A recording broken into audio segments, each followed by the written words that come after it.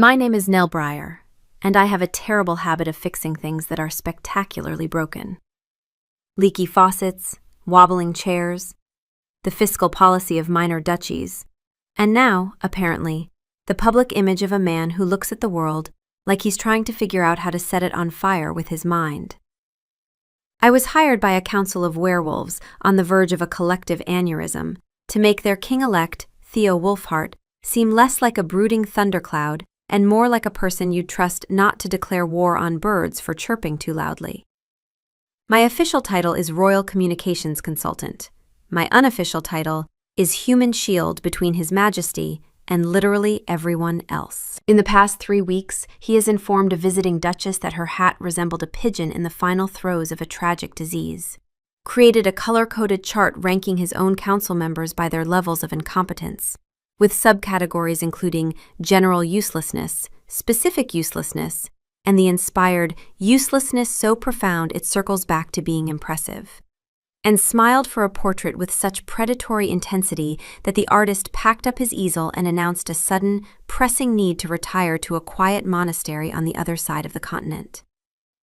The problem is that Theo Wolfhart doesn't want to be king. The problem is that his older brother James, the golden, beloved heir, died 6 months ago. Assassins had come for the crown prince. Theo, who had intercepted the intelligence first, had gone after them alone, a younger brother trying to prove he was more than the spare. James followed him into the ambush and took the blade meant to finish what Theo's recklessness had started. The problem is that Theo is convinced he is a stain on his brother's legacy, and he is determined to prove it to the world by being the most unlikable, infuriating, and impossible monarch in the history of the 7 Packs. So my carefully constructed 6-week plan, complete with media training and focus-grouped speeches, went directly into the royal fireplace. My new plan has only one step: make the grieving, self-loathing idiot king see the man his brother died to save. My Omega Wolf, who is usually the practical half of our partnership, the one who nudges me toward good decisions and away from bad Thai food, had been unusually quiet about this job. She'd been quiet about a lot of things lately. Quiet the way a room is quiet after someone has left it. I put it down to the stress of running a consultancy while fielding calls from panicked werewolf councils. The summons had arrived on a Tuesday, delivered by a wolf whose human form was a man so immaculately tailored he made the very concept of dust seem like a personal affront. He'd introduced himself as Finn, beta to the king-elect, and he carried an aura of exhaustion so profound it was practically a second scent. It clung to him more than the expensive citrus and cedar of his cologne. He didn't shake my hand. He presented me with a leather-bound portfolio as if it were a bomb he was relieved to be rid of. "Ms. Breyer," he'd said, his voice as crisp as a starched collar, "the Royal Council of the Wolfhart Pack requires your unique services." My unique services usually involved helping fledgling businesses not implode. I was an Omega, which in the grand, snarling hierarchy of werewolf society meant I was supposed to be good at smoothing things over, at fostering harmony. Most Omegas did this by running households or mediating minor pack disputes. I did it by creating killer marketing strategies and balancing impossible budgets. I was less of a gentle nurturer and more of a logistical steamroller.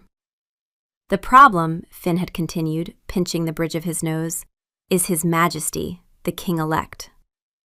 He said king-elect with the same pained resignation one might use for chronic toothache. Inside the portfolio were press clippings. The headlines were a masterclass in bad publicity. King-elect calls annual harvest festival a tepid affair. Wolfhart scorns diplomatic gift, asks if ambassador is feeling well. And my personal favorite, future king spends entire charity gala staring at a potted fern. Beneath the clippings were reports. My eyes scanned the details. The pigeon hat, the incompetence chart, a truly harrowing account of Theo attempting to christen a new naval ship and missing the hull entirely, smashing the champagne bottle on a dignitary's foot. The dignitary, it was noted, was still limping. It wasn't just bad PR. It was performance art. It was self-sabotage elevated to an Olympic sport. The coronation is in 6 weeks, Finn stated, the sentence landing with the thud of a guillotine. The council believes if he is crowned with public approval this low, rival packs will see it as a sign of weakness. They want you to make him palatable. Palatable. As if he were an over-seasoned cut of meat. I should have said no. My life was calm. It was organized. I had a thriving consultancy, a comfortable apartment, and a collection of potted succulents that were, to date, all still alive. But then Finn slid another document across the table. It was a photograph. Theo Wolfhart. He wasn't looking at the camera. His gaze was fixed on something off to the side, and the raw, undiluted misery in his eyes was so potent it felt like I could taste it. I knew those eyes.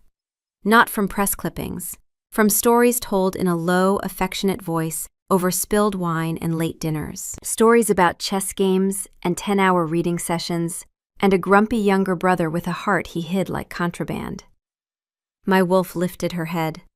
The first real movement in months. She looked, and then she lay back down, but her ears stayed up. Fine, I heard myself say, the word feeling foreign and foolish on my tongue. I'll take the contract. Finn's shoulders slumped in a wave of relief so powerful it was a miracle he didn't puddle onto the floor. Thank you, he breathed. His Majesty's schedule is cleared for you tomorrow at 10. We'll begin with the garden party for the Northern Duchies. He paused, a flicker of something akin to pity in his eyes. Try not to wear any feathers. My first mistake was bringing a binder. It was a beautiful binder, a calming shade of periwinkle blue, with neatly printed tabs labeled Phase 1, Core Messaging, Phase 2, Public Appearances, and Phase 3, Likability Initiatives. It was the physical manifestation of my belief that any problem, no matter how emotionally complex, could be broken down into actionable steps. Walking through the polished stone halls of the Wolfhart Palace, I felt the binder's weight in my arms like a shield. This was a job, an emotional, complicated job, but a job nonetheless. The binder said so. The palace was grander than I'd expected. I kept my eyes forward as we walked through the corridors, past portraits and tapestries and vaulted ceilings that smelled of cedar polish and age. My wolf stirred. Not quite discomfort, more the restless shifting of someone revisiting a place they'd only ever imagined. Omega wolves didn't love palaces. Too much hierarchy, not enough exits. Finn met me at the entrance to the royal gardens. He looked even more tired than he had the day before, as if he'd aged a decade overnight. He's in a mood, Finn warned, eyeing my binder with deep suspicion. He spent the morning interrogating the head gardener about the moral implications of pruning roses. My confident professional smile felt suddenly flimsy. Right, well, a king should be engaged with all aspects of his domain. Finn just sighed. He concluded the roses were flaunting their ephemeral beauty with a grotesque lack of self-awareness, and suggested we replace them all with moss. He then spent 20 minutes drafting what he called a moss manifesto. It had bullet points, Nell, bullet points. I clutched my binder a little tighter. The gardens were stunning, a riot of late spring color that seemed to actively defy the gloom emanating from the man standing alone on the far terrace. Theo Wolfhart was taller than I'd expected from the photographs, broad-shouldered in a perfectly cut dark coat that seemed to absorb the sunlight around him. He wasn't looking at the arriving guests, a glittering collection of nobles dripping with jewels and importance. He was staring intently at a squirrel that was trying to bury a nut in a flower pot. The squirrel, sensing the weight of his attention, froze, dropped its nut, and fled up a nearby oak tree as if the devil himself were on its tail. Your Majesty, Finn said, his voice smooth as silk. This is Ms. Nell Breyer, the consultant we discussed. Theo's head turned slowly. His eyes, a startlingly clear shade of gray, swept over me, from my sensible shoes to my professional chignon, before landing on the binder. A corner of his mouth twitched, not in a smile, but in something far more cynical. "A binder," he said, his voice a low rumble that vibrated right through the soles of my shoes. "How reassuring. Does it contain the formula for manufacturing a personality?" My internal monologue, which had been politely waiting in the wings, sprang to life. "Oh, great. He's not just a thundercloud. He's a sarcastic, self-aware thundercloud. This is so much worse." My external voice, however, was pure, practiced calm. "It contains a strategy, Your Majesty, a framework to help you connect with your people in a way that feels authentic to you." "Authentic," he repeated, the words sounding like an insult. "Authentically, I would rather be having my teeth pulled by a goblin dentist than be here right now. Should I lead with that?" "Yes, absolutely. It would be a refreshing change from small talk about the weather," my inner voice supplied. "Perhaps we could aim for a slightly more diplomatic version of that sentiment," I said aloud. "For now, the goal is simple. Circulate, be seen, and try not to cause an international incident." He gave a short, humorless laugh. "You set the bar so high, Ms. Breyer." He turned his attention back to the party, his expression settling back into one of bored indifference. My job, for the next hour, was to be his shadow, a human nudge, murmuring names and titles into his ear, trying to steer him towards conversation and away from existential critiques of the local flora. It was like trying to pilot a glacier. He moved with a heavy, grudging slowness, his presence sucking the warmth and laughter out of every group he approached. Then came the Duchess Annalise. She was a woman built on an epic scale, draped in layers of fuchsia silk and topped with a hat that was less a piece of millinery and more a taxidermied crisis. It was a swirling vortex of netting, ribbons, and what appeared to be an entire family of iridescent blue feathers, all perched precariously on her head, like survivors clinging to a life raft. "Your Majesty," she boomed, her voice carrying across the lawn with the subtlety of a cannon. "How delightful to see you looking so regal." Theo's eyes locked onto the hat. I saw the flicker of something dangerous in his gaze. It was the look of a man who had been pushed one fluffy accessory too far. "No, no, no," I mentally chanted, trying to send him a telepathic plea. "Say something nice." "Charming hat, Duchess. What a bold choice. Are those feathers sentient?" "No, not that last one." "Duchess," Theo said, his voice flat and devoid of all emotion. He tilted his head, his gaze unwavering from the feathered monstrosity. "Your hat. It reminds me of a pigeon." The Duchess preened. "Oh, you think so? I find them such graceful creatures." "No," Theo interrupted, his tone unchanged. "Specifically, a pigeon that has been struck by lightning, mid-seizure, during what I can only assume was already a very bad day for the pigeon." A silence fell over our little corner of the garden. It was a deep, profound silence, the kind you could carbonate and sell as artisanal despair. The Duchess's smile froze, then slowly began to crumble. Her face went through several shades of red before settling on a blotchy, furious magenta that, unfortunately, clashed with the fuchsia silk. My binder suddenly felt very heavy. Time for damage control. I leaped into the void, my voice unnaturally bright. "His Majesty is a great admirer of the avant-garde, Duchess. It's a compliment. He means it has a certain kinetic energy, a deconstruction of traditional avian forms. It's very postmodern." The Duchess stared at me as if I had just started speaking in tongues. Theo turned his gray eyes on me, and for a terrifying second, I thought he might smile. It was worse than the scowl. It was a look of faint, morbid amusement, the kind a cat gives a mouse that's trying to negotiate. "Yes," he drawled, "the kinetic energy of electrocution. A powerful statement on mortality. Really, Duchess, you should be flattered. Most hats only aspire to be mildly unfortunate. Yours has achieved tragedy." The Duchess made a small, strangled noise, turned on her heel with the majestic fury of a wounded battleship, and sailed away, leaving a wake of horrified whispers and one stray feather that drifted to the ground like a fallen soldier. Finn materialized at my elbow, holding 2 glasses of champagne. He handed one to me without a word. On a scale of 1 to declaring war on hats, I murmured, taking a large gulp. How bad was that? Finn watched the Duchess complain to a group of horrified nobles. I've seen worse, he said, which was somehow not comforting at all. Last week he told the Baron of Stonefall that his prized hunting dog had shifty eyes and the moral constitution of a turnip. The Baron cried. I drained my glass. My beautiful, color-coded binder seemed to be mocking me from under my arm. Phase 1 was not going well. I looked over at Theo, who was now examining a canapé with the intense suspicion of a bomb disposal expert. He sniffed it, frowned, and set it back on the tray with a look of profound disappointment, as if the canapé had personally betrayed his trust.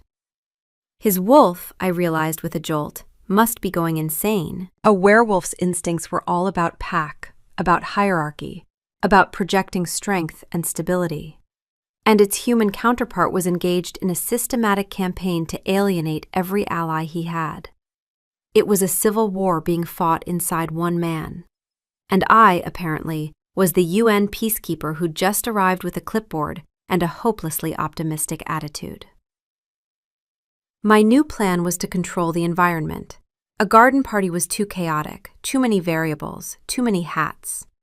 A private portrait session, on the other hand, was perfect, contained, quiet. Only 3 people in the room, me, the king-elect, and a painter who was hopefully not wearing any form of distracting headgear. I'd chosen the artist myself, a man named Alistair Finch, known for his gentle, flattering style and his reportedly calm demeanor. He arrived looking exactly as I'd hoped, mild-mannered, with wispy brown hair and a soft smock already dusted with charcoal. It's an honor, a true honor, Ms. Breyer, he whispered, setting up his easel in the north drawing room. I've always dreamed of painting a member of the Wolfheart line. I gave him an encouraging smile. His Majesty is very much looking forward to it. This was a lie. Theo had greeted the news with the enthusiasm of a man being sentenced to an afternoon of listening to tone-deaf bards. His exact words had been, "If I wanted someone to stare at me judgmentally for 3 hours, I'd have dinner with the Elder Council." He entered the room precisely on time. He was dressed in dark, formal attire that made him look even more severe, a stark figure against the pale gold of the walls.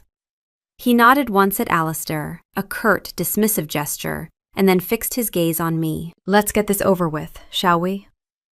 "Of course, Your Majesty," I said, gesturing to the large, ornate chair we had positioned in the light.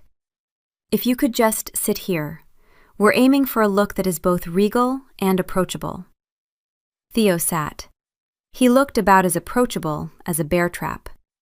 He stared straight ahead, his jaw tight, his hands resting on his knees like carved blocks of stone. Alistair swallowed nervously and picked up a piece of charcoal. "Wonderful, Your Majesty.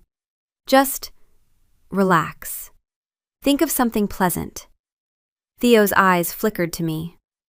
"I'm thinking about the inevitability of decay and how all our endeavors are ultimately meaningless dust in the vast, cold expanse of the cosmos." Alistair's hand trembled, leaving a jagged black streak across the canvas.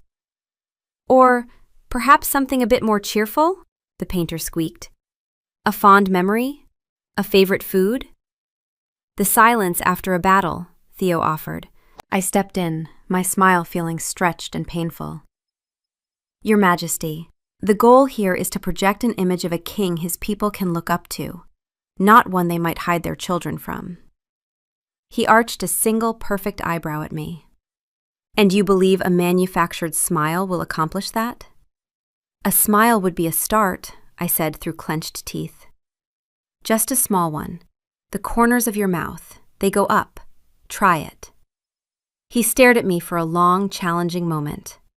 Then, with agonizing slowness, he smiled. It was the single most terrifying facial expression I had ever witnessed. It didn't reach his eyes. It was all teeth, It was not the smile of a benevolent future king. It was the smile of a shark that had just been told there was a 2-for-1 special at the local seal nursery. Alistair the painter made a small whimpering sound. His charcoal stick snapped in two. Perhaps less teeth? He suggested, his voice barely a whisper. Theo dropped the smile instantly, his face resuming its default thunderous glower. Make up your mind. My internal monologue was having a meltdown. This is fine. Everything is fine. He just smiled like he's planning to eat the painter and use his bones for soup stock. We can work with this. Maybe the kingdom wants a king who can kill with a grin. It's a niche market, but it's a market. Let's try a different approach, I said, my voice a marvel of forced cheerfulness. Your Majesty, think about your brother, James. The name hung in the air. The temperature in the room dropped several degrees. Theo's expression, which I had thought couldn't get any harder, somehow managed it. What about him? He bit out. Think of something he did that made you laugh, I pressed, ignoring the warning signs. A funny story, something that brought you joy. He was silent for a long time. Then, Theo spoke, his voice dangerously soft. He once tried to teach me how to skip stones. I was terrible at it. Mine just sank. He told me I had the grace of a constipated badger. Then he tripped over a root and fell face first into the lake. A ghost of a memory flickered in his eyes. For a fraction of a second, the hard lines of his face softened. The glower receded, replaced by a shadow of something real, something vulnerable. It wasn't a smile, not even close, but it was human. Something twisted in my chest, a sharp, sudden ache, like a bruise being pressed. I knew that story. I'd heard it told in a different voice, in a different room, with wine on the storyteller's shirt. I blinked and gripped the edge of my chair, surprised by the force of it.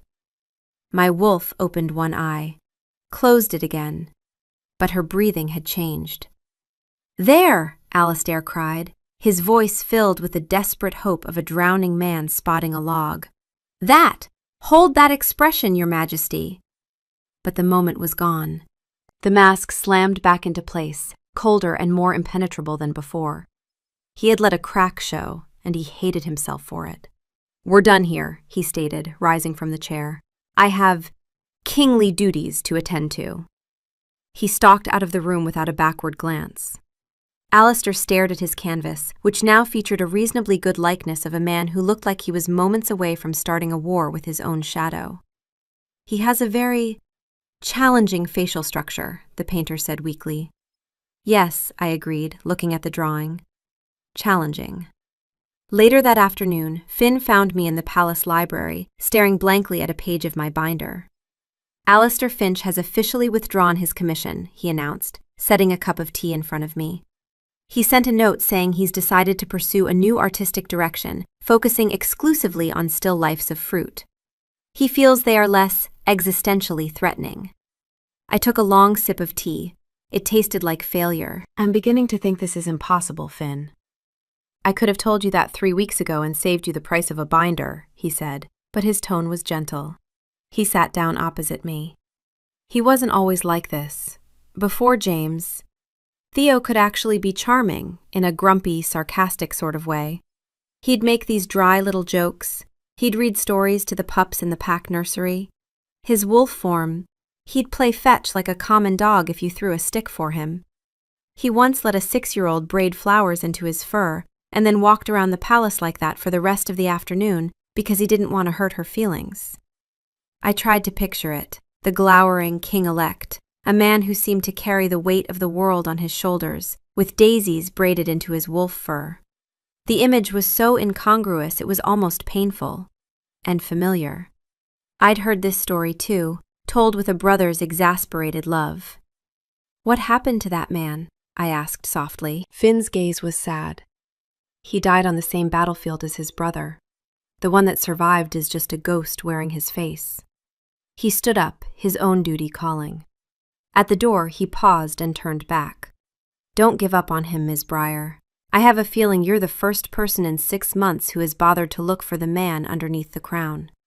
I watched him go, the weight of his words settling on me. This wasn't about marketing anymore. It wasn't about finding the right lighting or the perfect soundbite. It was about staging a resurrection. And I had no idea where to even begin. The children's hospital visit was supposed to be a safe bet. It was Finn's idea, offered with the weary optimism of a man who had run out of good options and was now testing the mediocre ones. Children are apolitical, he reasoned. They don't care about the grain subsidy debacle. They just want attention. Even Theo can't insult a sick child. Can't he? I asked, genuinely uncertain. He wouldn't, Finn said firmly. Then, less firmly. Probably. We arrived at the Wolfhart Children's Ward on a Thursday morning. Theo was wearing his least terrifying outfit, a dark blue coat instead of black, which Finn and I had negotiated for the better part of an hour. He looked like a slightly friendlier harbinger of doom. "Remember," I whispered as we entered the ward, "gentle, warm, interested. These are children. They are not the elder council." "I'm aware of the biological distinction," he said flatly. The ward was bright and cheerful, painted in warm yellows and soft greens, with tiny beds arranged in neat rows. A little girl, maybe 5 years old, with wild curls and an arm in a cast covered in drawings, was the first to approach. She marched right up to Theo, craned her neck to look up at him, and frowned. "Why do you look so angry?" she asked, with the devastating directness that only children possess. The room held its breath. A nurse clutched a clipboard to her chest. Finn closed his eyes. Theo stared down at the child. "I'm not angry," he said stiffly. "This is just my face." The little girl studied him with the critical eye of a tiny art connoisseur. "Your face looks like my dad's face when he steps on my toys in the dark." A muffled snort escaped one of the nurses. Finn developed a sudden, intense fascination with the ceiling. Something shifted in Theo's expression. A crack, tiny but real. The corner of his mouth twitched. "Your father sounds like a wise man," he said. "Does he also have to attend council meetings?" "He has to go to my dance recitals," the girl said solemnly. "He says it's worse." And Theo, impossible, infuriating Theo, actually laughed. It was short, startled, as if it had escaped before he could catch it. But it was real. The ice broken by a 5-year-old diplomat, the visit proceeded in a way that could only be described as chaotically successful. Theo did not smile. He did not perform warmth or charm, but he did something far more interesting.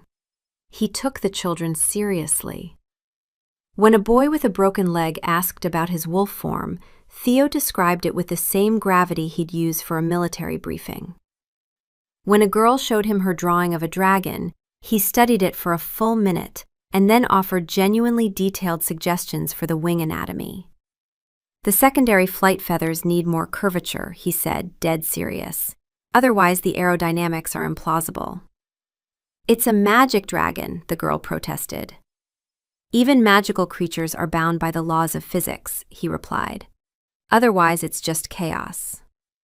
"I like chaos," the girl said, and drew the wings even bigger out of spite.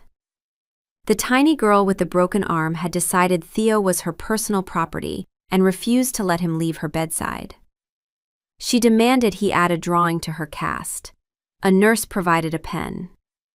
Theo, king-elect of the 7 Packs, a man who had made a Duchess cry and ranked his own council by incompetence, sat on a tiny plastic chair that was approximately 4 sizes too small for him, hunched over a child's arm in a cast, and drew, with painstaking concentration and absolute seriousness, a wolf. It was terrible. It looked like a furry triangle with legs. "That's the best wolf I've ever seen," the girl declared, and Theo looked at her with an expression of such baffled, unguarded gratitude that my heart physically hurt. I stood in the doorway, clutching my binder, watching the man who was afraid of his own goodness accidentally reveal it to a room full of children. My wolf lifted her head again. Not at me, not at the children. at the sound of his laugh, still hanging in the air. She turned toward it the way a plant turns toward a window. I noticed.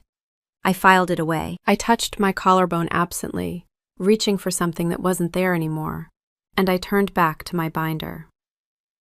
The final straw came during a meeting with the Elder Council. This wasn't a party or a portrait or a children's ward.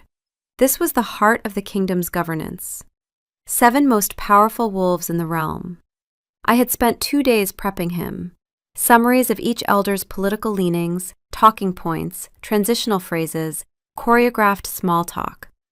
"Just stick to the script, Your Majesty," I had pleaded with him that morning. He had just looked at me with those cool gray eyes. "You want me to lie to them?" "I want you to be diplomatic," I'd retorted. "There's a difference." "Is there?" he'd asked, sounding genuinely curious in a way that was deeply unhelpful. Apparently there wasn't. The meeting started civilly enough. The elders droned about trade routes and agricultural yields. Theo listened in absolute silence, emanating an aura of intense, judgmental stillness. Elder Gideon, a portly wolf with a magnificent white mane and a self-important air, launched into a proposal about restructuring the kingdom's grain subsidies. It was convoluted, deeply flawed, and would have bankrupted 3 provinces. Theo let the silence stretch. 1 tap on the table. 2. 3. "Elder Gideon," Theo said, "thank you for that presentation." Hope, fragile and foolish, flickered in my chest. "I have been reviewing the proposals from the council for the past week," Theo continued, "and I've taken the liberty of ranking them." The hope died. I felt the blood drain from my face. He reached into his coat and produced the incompetence chart. He had brought it to the Elder Council meeting the way a normal person might bring an agenda. My pen slipped from my fingers and rolled under the table. It was beyond help now. We all were. "Your proposal on grain subsidies is the 3rd most incompetent idea I have heard this month. It falls into the category I've labeled aggressively wrong. That is, wrong in a way that takes genuine effort. Passive wrongness I could forgive. This required dedication." Silence. "The only things preventing it from taking the top spot are Elder Maeve's suggestion to train squirrels for espionage, which, while logistically impossible, at least showed creative thinking, and Elder Boren's plan to divert the Northern River, which would flood 3 of our own villages." Elder Maeve turned puce. Elder Boren looked slapped. Elder Gideon opened and closed his mouth like a fish. "I am particularly impressed by the sheer mathematical impossibility of your budget. If I'm reading it correctly, and I am, because unlike this budget, I understand basic arithmetic, you've allocated 112% of the treasury, which is a bold choice. Groundbreaking even. Congratulations on making the podium." He folded the chart neatly and slid it back into his coat. He had detonated a bomb in the heart of his own government, with visual aids. I stood up, my chair scraping on stone, and walked out. I waited for him in the corridor, arms crossed, vibrating with fury. "What in the name of all that is holy was that?" I demanded. He barely glanced at me. "I was being authentic. Isn't that what you wanted?" "Authentic? You just insulted the 3 most powerful elders in the kingdom. With a chart! You didn't just burn a bridge, you nuked it from orbit. And then you made a pie graph about the resulting crater." "They're sycophants and fools," he snarled, his composure cracking. "They fawned over James, and now they expect me to be him. I won't do it." "This isn't about James," I shot back, stepping closer. "Are you trying to fail? Do you want this kingdom to crumble just so you can prove you're not worthy of it? Do you hate the idea of being king so much that you'll destroy everything James loved, everything he died to protect, just to get out of it?" The words hit him like a physical blow. The anger drained, replaced by something raw and broken. He leaned against the cold stone wall, the fight gone. "It should have been him," he whispered, the words ragged. "He was the sun, Nell. He was bright and warm and everyone loved him.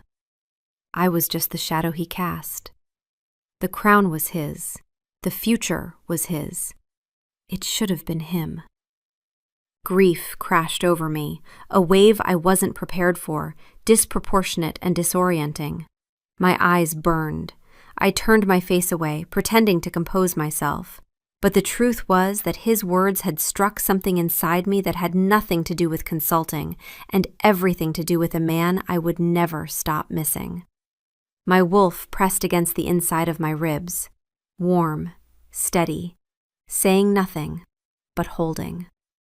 When I looked back at Theo, he hadn't noticed. He was too lost in his own pain.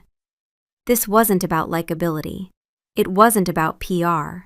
He was trying to punish himself, and all my binders were useless. You can't put a bandage on a wound that's on the inside. I found him later that evening in the library, standing in the dark, staring out a tall arched window at the moonlit grounds. He didn't turn when I entered, but I knew he'd heard me. I wasn't carrying a binder. This wasn't a consultation. "Theo," I said softly, using his name without a title for the first time. His shoulders tensed. "What do you want, Ms. Breyer?" "Forget the crown. Forget the council. For one night. Let's go do something James would have liked." The silence was weighted with surprise and suspicion. He turned to face me, searching my face for a trick. "Why?" he asked. "Because I think you're suffocating, and I think you need to breathe." A long pause. "Where?" "Somewhere that isn't here." An hour later, 2 figures slipped out of a little-used side gate. One was the king-elect in worn leather trousers and a plain tunic, his hood pulled low. The other was his consultant, in practical boots and a cloak that had seen better days. We walked through the winding back streets of the capital. I didn't have a destination. I'd planned on letting him lead, letting him choose a memory. But Theo surprised me. After 10 minutes of silent walking, he stopped in front of a dilapidated tavern. The sign depicted a mug that had clearly been in a fight and lost. It read, "The Bent Mug." "He used to come here," Theo said quietly. He said the ale was terrible, but the stories were first-rate. He pushed the door open. The inside was crowded, noisy, dimly lit. A bard in the corner was singing a bawdy song about a farmer and a goblin. No one gave us a second glance.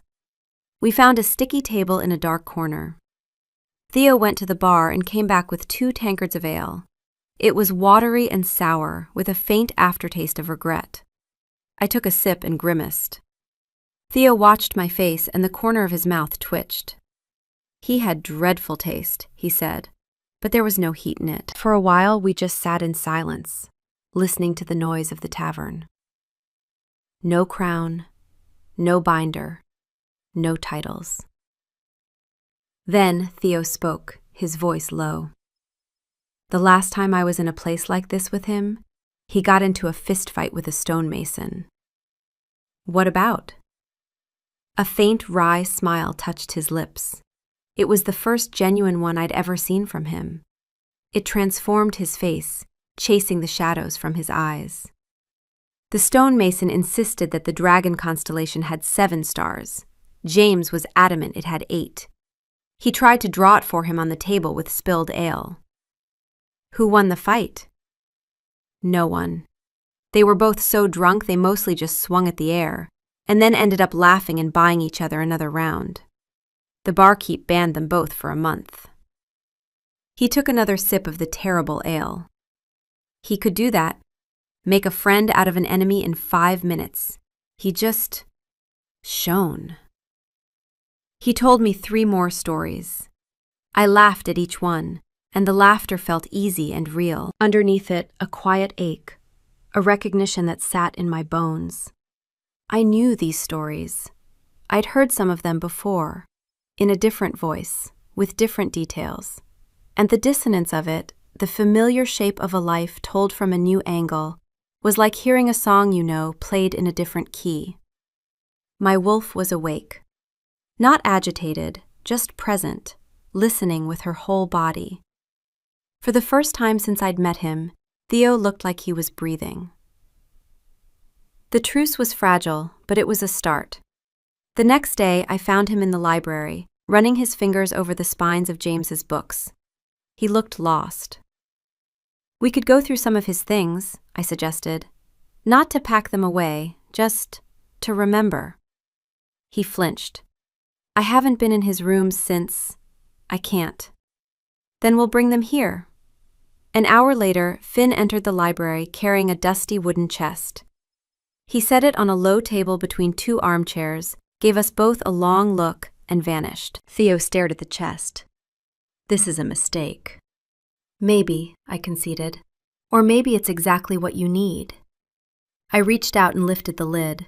The scent hit me first. Old paper, leather, and something warm, sandalwood and wind.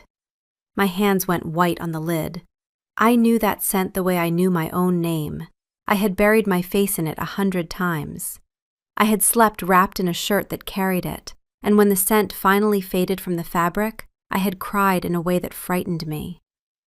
My wolf pressed flat against the floor of my mind, silent, holding very still, the way an animal holds still when the pain is too big to move through.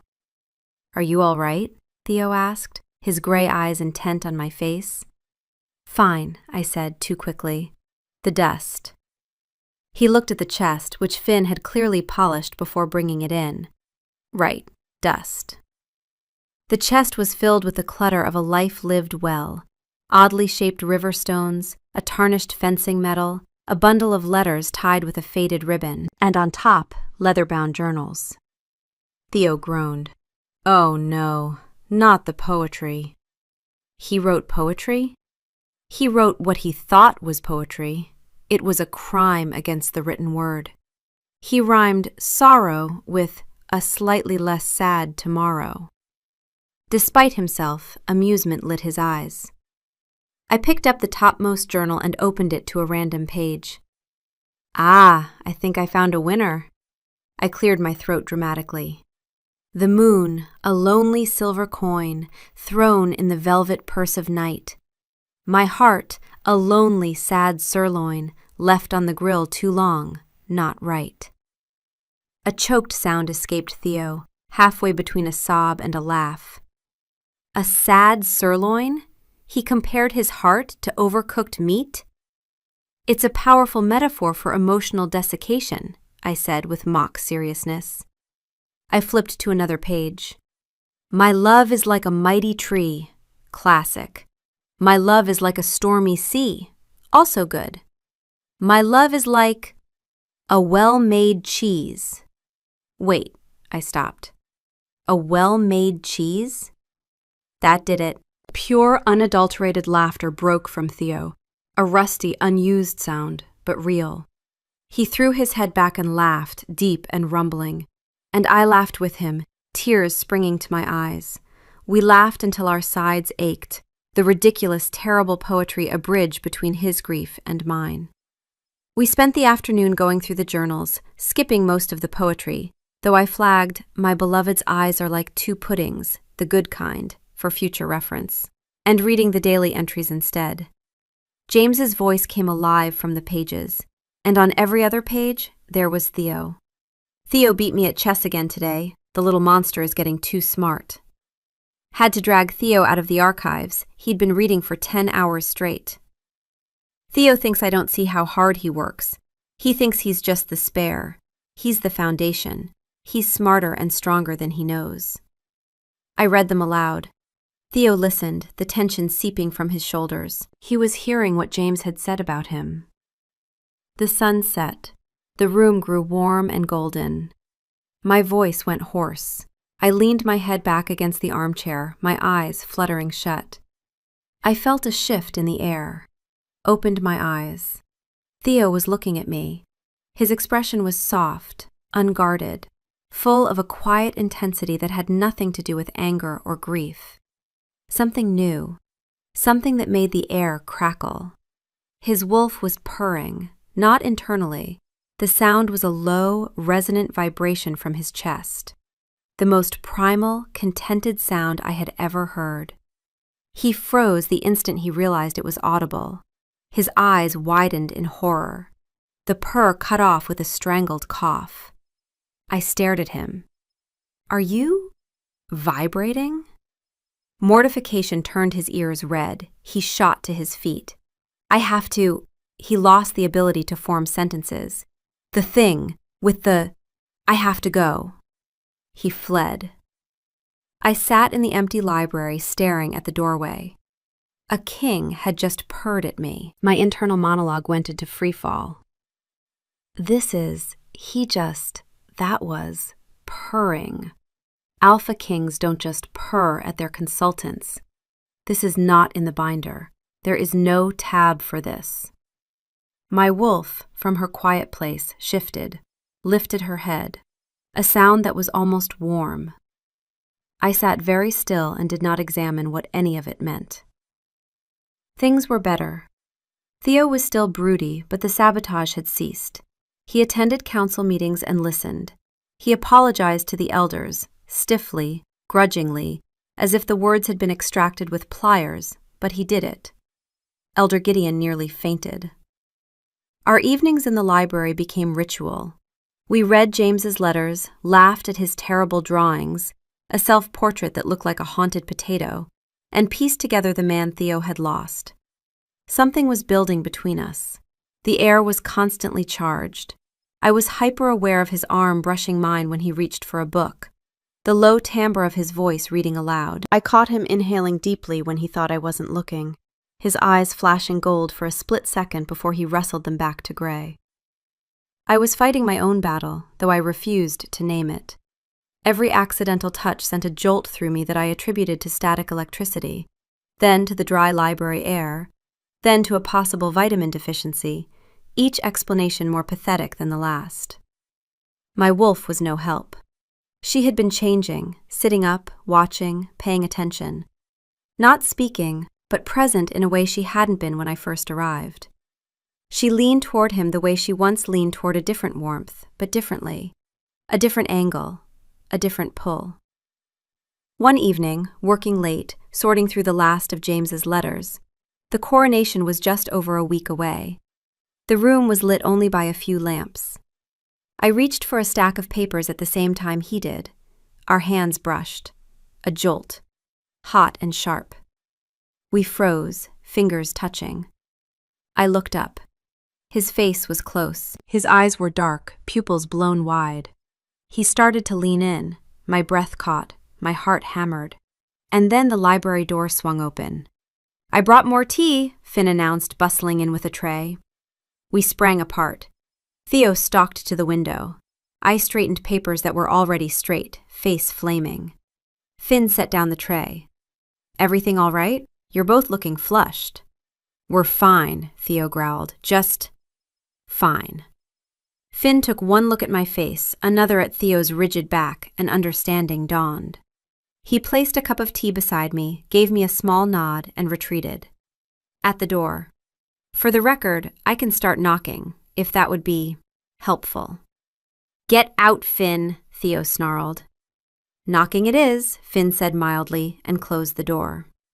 The tension remained. We tried to return to the letters. The unspoken thing was now screamingly loud. Near the bottom of the chest. A few items left. I reached in and pulled out a small, intricately carved wooden box. Smooth, dark rosewood. Something cold moved through me. I knew this box. I had been with James when he bought it, at a market stall in North March. He'd turned it over in his hands and said, "This one, for keeping small, important things." My wolf went flat, belly to the ground, ears back. "What's this?" I murmured, and my voice didn't sound like my own. Theo took it from me, turned it over, found a hidden clasp. The lid sprang open. Inside, on a bed of faded silk, a delicate silver locket on a fine chain. He picked it up, traced the engraving, a single stylized J. With a soft click, he opened it. On one side, a miniature portrait of James, smiling, golden, full of life. On the other side, me. The silence became absolute. Theo stared at the locket, then he lifted his gaze to mine. His eyes were ice. "What," he said, his voice a low, dangerous whisper, "is this?" The world tilted. Every careful partition I'd built, consultant here, grieving woman there, the two sealed off from each other with professionalism and binders, and a refusal to look too closely, collapsed at once. Not slowly, not gracefully. All of it, in the space between one heartbeat and the next. "James and I whispered, and the words came out broken, dragged from a place I had sealed shut 6 months ago and never intended to open. We were in love. The silence that followed was the worst sound I had ever heard. 2 years, I said, because the truth was pouring out now and I couldn't stop it. We met at the North March summit. We couldn't. A crown prince doesn't marry an omega with no political value, no pack ties. So we hid. 2 years of stolen weekends. And when he died, I couldn't even grieve him publicly. I wore black for a week and told people it was a style choice." Theo's face had gone completely still. The stillness before something breaks. "Your photograph, the one Finn showed me, I recognized your eyes. Not from press clippings, from his stories. He talked about you constantly. The chess games, the reading, the flowers in your fur. I knew you before I ever met you." I pressed my hands flat on the table to stop them shaking. My wolf didn't go quiet because of stress. She went quiet because the wolf she loved was gone. And every story you told me, every scent from that chest, I already knew them. I just didn't tell you how. Was this all a game? His voice was quiet, worse than shouting. A final, posthumous lesson for his screw-up little brother? "Go fix Theo, Nell. He's broken again." Is that what this was? No. The council hired me because I was the best. I came because I saw your face and I couldn't. No one should look that alone, Theo. That part was true. All of it was true. And the rest of it? He held up the locket, his hand not quite steady. The evenings, the laughter, He stopped. He couldn't say it. Was that for me? Or were you seeing him? It was you, I said. It started as him. I won't lie about that. But what happened between us? Nothing happened between us, he snarled, eyes flashing gold. You were a job, a contract. He stopped in front of me. Get out. The words hit with the force of his full alpha command. As an omega, the crushing weight of it drove me back a step, an instinctual urge to submit, to flee. My wolf absorbed the blow without cowering. She stayed. But the sound she made, low and deep and wounded, was the sound of something breaking that had only just begun to mend. Theo, please, get out. I turned and walked away. I packed my bags in a daze. Finn found me at the door. Don't go, he said. He's an idiot. He made himself clear, Finn. He's a monumental idiot. Finn's professional calm was gone. He hesitated. How long? You and James? No point pretending. 2 years. The North March summit. Finn closed his eyes. I knew there was someone. He was happier those last 2 years. He'd disappear for weekends with excuses about diplomatic meetings that didn't exist. I never asked because he deserved something that was just his. He opened his eyes. The council hired you because you were the best. I let them because I'd heard your name. Not from them. From James. He'd say things like, I know someone who could fix this mess. I didn't put it together until I saw you in the palace. Then you know I didn't come here to manipulate Theo. I know. He's drowning in guilt and he just found something else to blame. He's wrong. You were the only one who saw him. Not the spare, not the king. Just Theo. Eventually might be too late. The coronation is in 3 days. For what it's worth, Finn said to my retreating back, James was right about you. I left the palace and checked into a small, anonymous inn where the sheets smelled like questionable life choices, and the bedside table had a burn mark in the shape of what was either a crescent moon or a very depressed banana. I chose to believe it was a moon. One had to maintain some romance in one's life, even at rock bottom. That night, lying in that narrow bed, my wolf spoke. Not in words exactly. She pressed forward, warm, heavy, close. And what passed between us was less language and more shape. The shape of a golden thing, loved and gone. The shape of the hollow it left. And then, tentatively, the shape of something else. A different outline. Storm-colored. New. I cried then, silently, in the dark, and my wolf pressed against the inside of my ribs and held me, and for the first time in 6 months, I didn't feel alone in my own body. Not a replacement, not a lesser version, just a different door, in a heart with more rooms than I'd thought. Meanwhile, Theo was a storm trapped within palace walls. The night I left, he did not sleep. He paced. The library first, then the long gallery, then the corridors, circling the palace like a wolf circling a cage. Every room held a trace of me, the faint scent of ink and bergamot, a pen I'd left on the library table, the periwinkle binder sitting on a shelf where I'd finally stopped carrying it. He picked up the binder, opened it. My handwriting was everywhere, meticulous notes, color-coded tabs, small annotations in the margins. On the inside cover I'd written, "He's better than he thinks. Remind him." He closed it and set it down very carefully, as if it might shatter. His wolf had retreated so far into his mind it was barely a whisper. Heartsick, not cowed. The silence between wolf and man was the silence of two beings who both know the answer and refuse to say it first. He ended up in James's rooms. He hadn't been there in 6 months. The door opened stiffly. The air inside was cold and still. Everything was exactly as James had left it. A half-read book on the nightstand, a coat thrown over a chair, a pair of boots by the door as if their owner had just stepped out and would be back any moment. Theo stood in the center of the room and breathed. And there, too, he found her. Not her scent, she'd never been here. They'd been too careful for that. But traces of her existence. A river stone on the windowsill that was smoother and rounder than the others, the kind a person picks up and turns over in their palm while thinking of someone.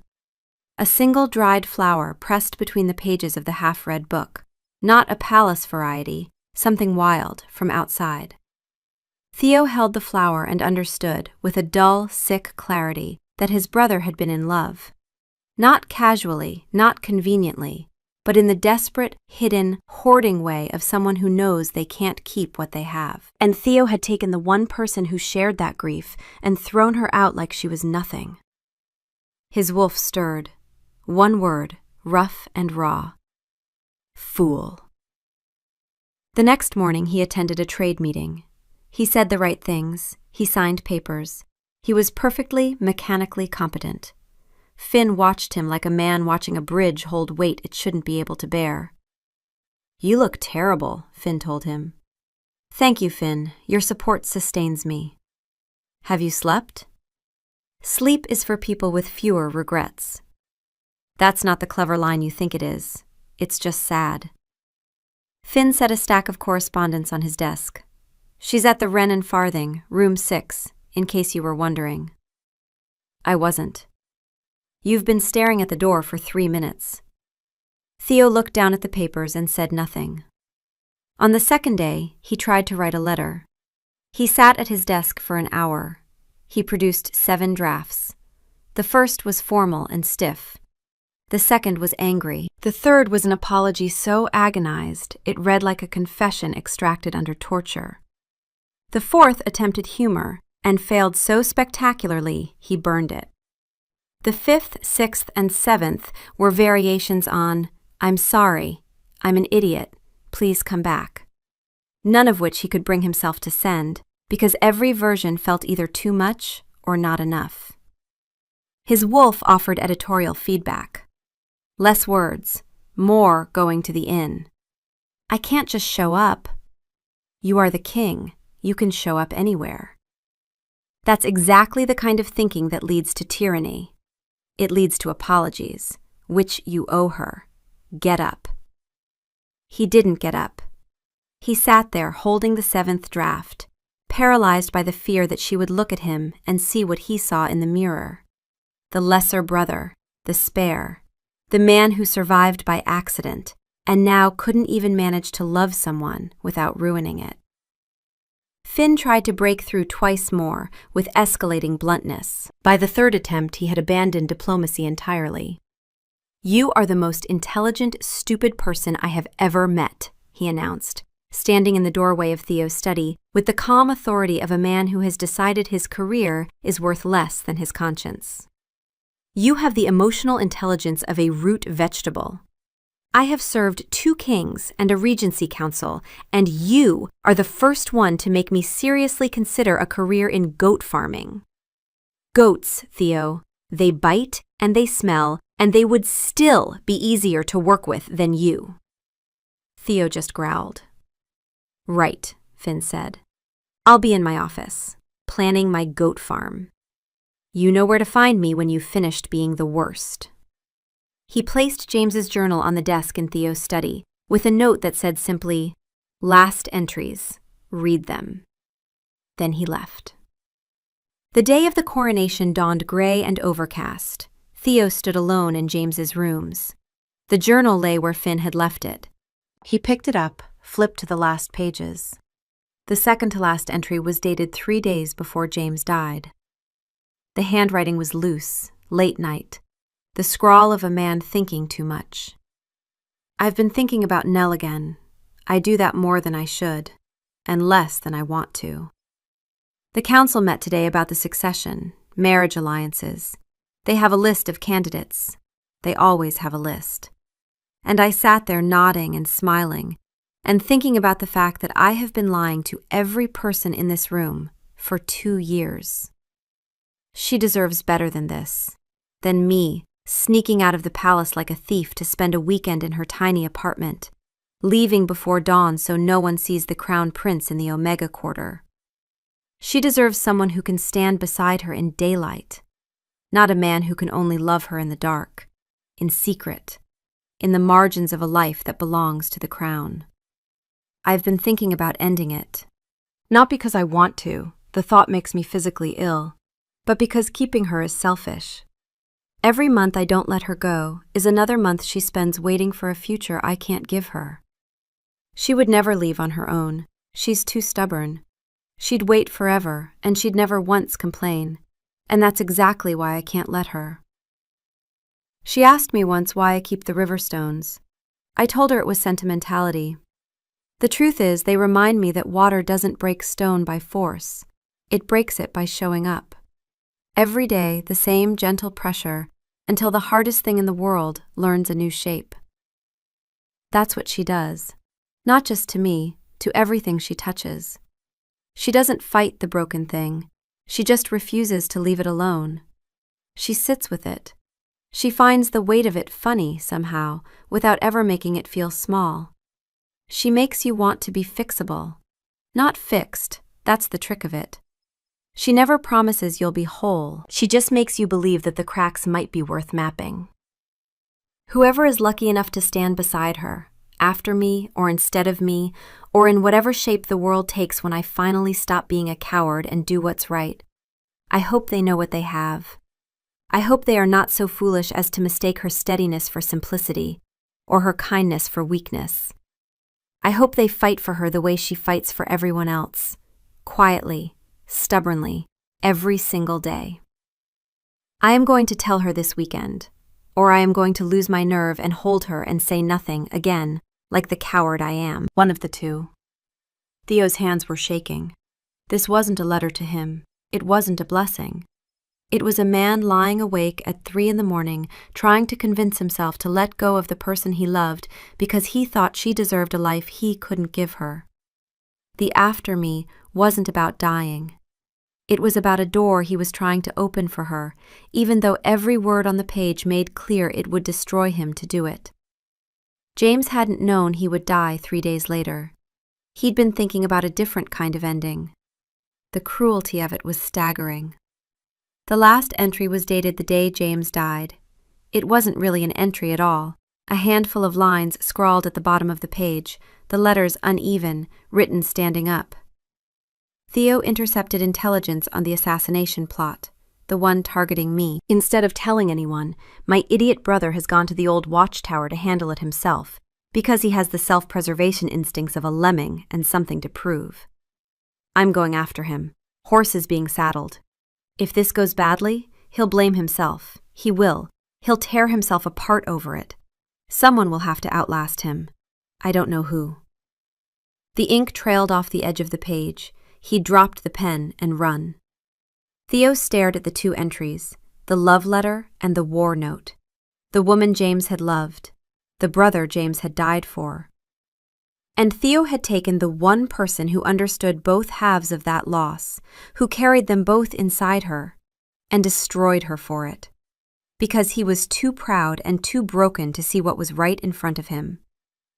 James hadn't orchestrated anything. But every quality he'd described, the stubbornness, the refusal to leave, the way she makes you want to be fixable, Theo had watched Nell do for weeks. And he had thrown her out. His wolf surged forward. Fix this, or I will never forgive you, and you will have to live inside this body with a wolf that hates you for the rest of your miserable life. Theo sank to his knees. The coronation bells rang. He looked in the mirror. For the first time in 6 months, he didn't see the spare. He saw the man his brother had died for. The man a woman had tried to save, not because James asked her to, but because she looked at him and decided he was worth it. He had to fight for her the way she had fought for him. Quietly, stubbornly, every single day. His wolf paced.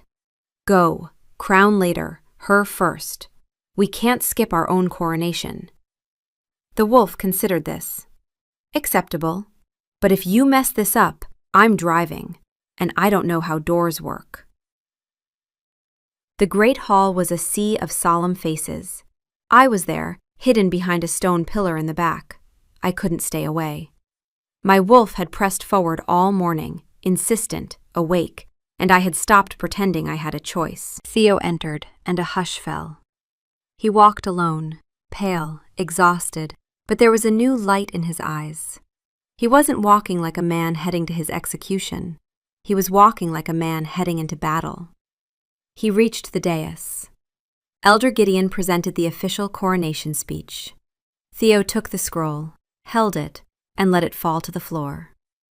In the stunned silence, Finn muttered, "Oh, here we go." Theo faced the crowd. I am not the king you wanted. The king you wanted was my brother, James. He was everything a king should be, strong and kind, and he loved this pack with his whole heart. And I have spent every day for the last 6 months wishing it was he who stood here today. In those 6 months, I have insulted your duchesses.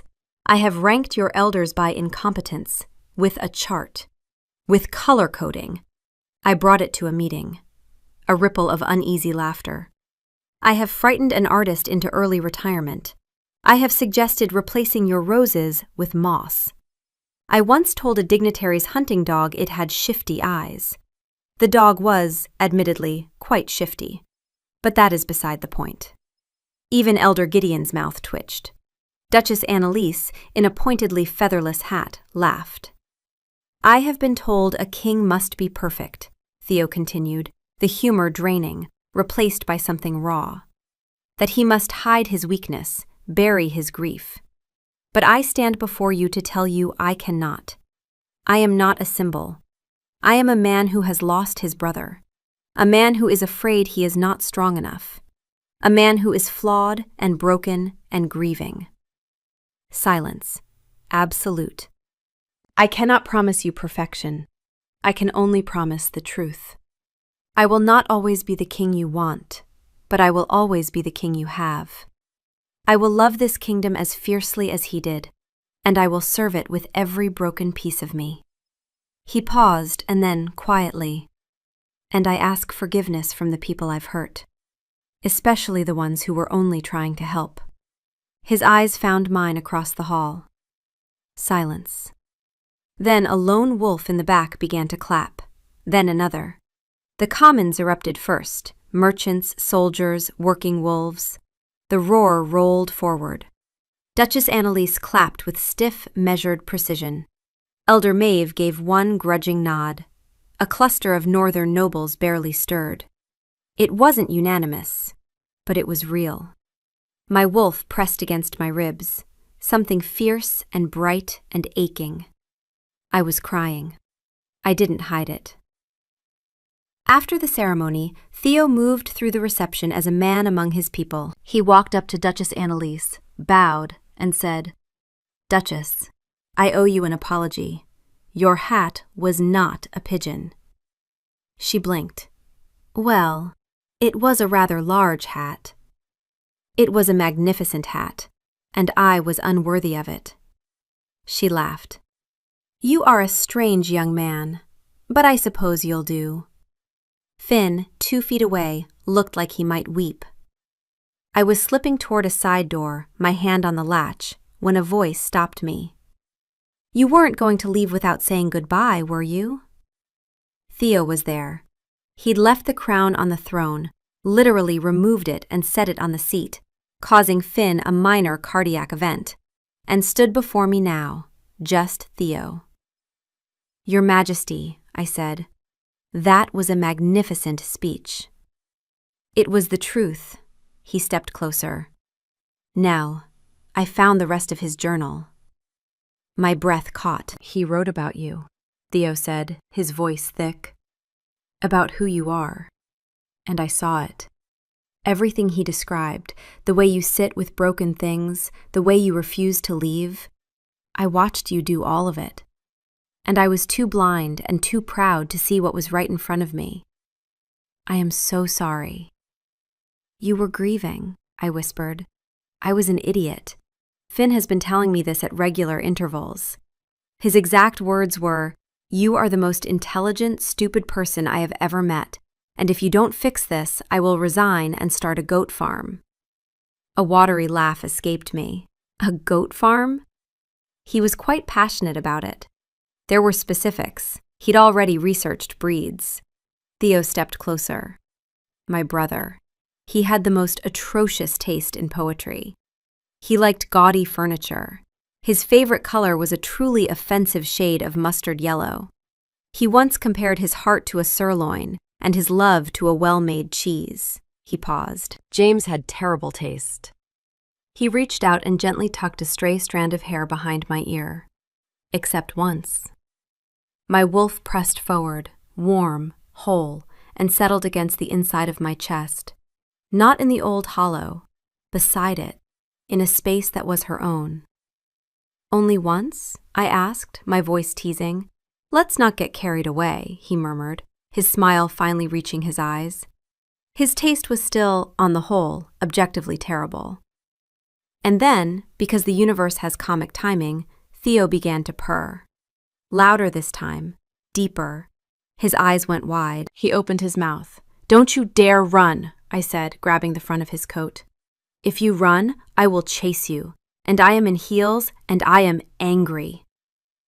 "I can't, this is a medical condition." "It is not a medical condition." "It might be. I should see a healer." "You should see a mirror. You look ridiculous. Keep doing it." And there, in the doorway of the great hall, with the sound of his kingdom celebrating behind us, I pulled the king of the 7 packs closer, and he wrapped his arms around me and purred so loudly that 2 passing servants stopped, exchanged a look, and quietly took the long way around. 6 months later, I was in the royal study, trying to explain a trade tariff initiative to the king of the 7 packs. He was supposed to be reading the proposal. Instead, he was staring at the side of my neck with a focused intensity that was doing strange things to my concentration. "Are you listening to me? This affects the wool trade with the southern baronies." Wool," he murmured, his eyes flashing gold. He gave in, pressing a soft kiss below my ear, a purr starting in his chest. I sighed and swatted his shoulder with the scroll. Theo, pay attention, Your Majesty. I am paying attention to what's important. The door opened. Finn walked in with tea. He took in the scene, king purring, advisor nuzzled, tariff proposal abandoned, and didn't blink. He did a slow, deliberate 180-degree turn and walked back out. From the other side of the door, I'll come back in 10. Please have the wool discussion concluded by then, or at least have the decency to lock the door.